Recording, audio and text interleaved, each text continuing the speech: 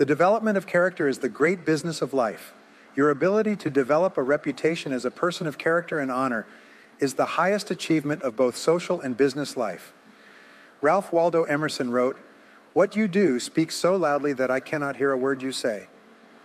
The person you are today, your innermost character, is the sum total of all your choices and decisions in life up to this date.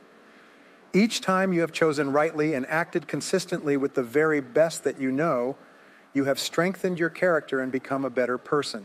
The reverse is also true.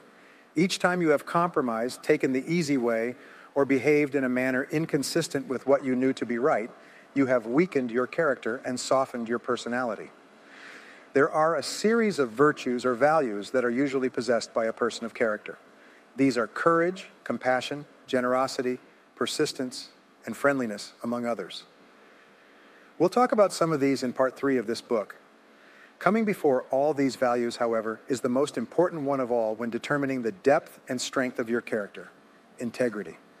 It is your level of integrity, living in complete truth with yourself and others, that demonstrates more than anything else the quality of your character. In a way, integrity is actually the value that guarantees all the other values. When your level of integrity is higher, you are more honest with yourself and more likely to live consistently with all the other values that you admire and respect. However, it takes tremendous self-discipline to become a person of character. It takes considerable willpower to always do the right thing in every situation, and it takes both self-discipline and willpower to resist the temptation to cut corners, to take the easy way, or to act for short-term advantage. All of life is a test to see what you are really made of deep down inside. It is only when you are under pressure, when you are forced to choose one way or another, to either live consistently with a value or to compromise it, that you demonstrate your true character. Emerson also said, "Guard your integrity as a sacred thing. Nothing at last is sacred except the integrity of your own mind." You are a choosing organism.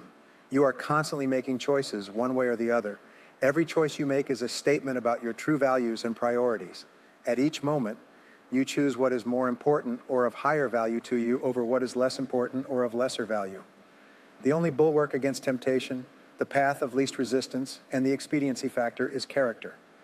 The only way you can develop your full character is by exerting your willpower in every situation.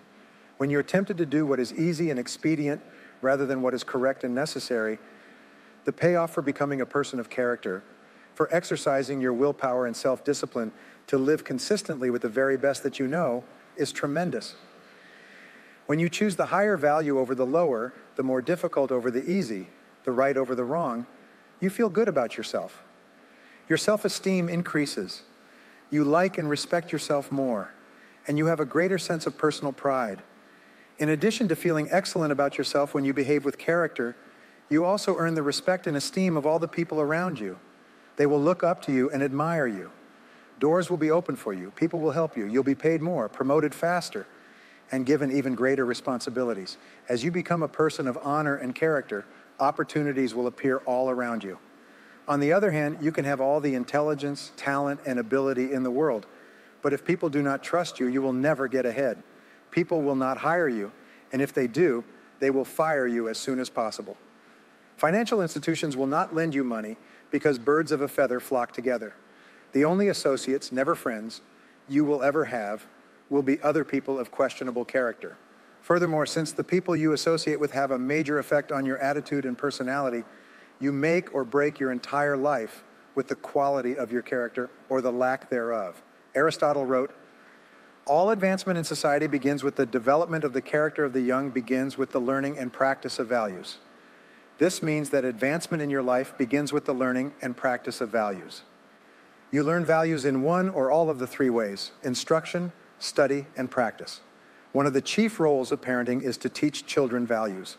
This requires patient instruction and explaining values to them over and over again as they are growing up. Once is never enough. The value and the importance of living by that value must be explained. Parents must not only give illustrations, but also contrast the adherence to a value, especially that of telling the truth, with its opposite, that of lying or telling half-truths. Children are very susceptible to the lessons they receive from the important people in their lives as they're growing up. They accept what you say as their parent is a fact, as absolute truth.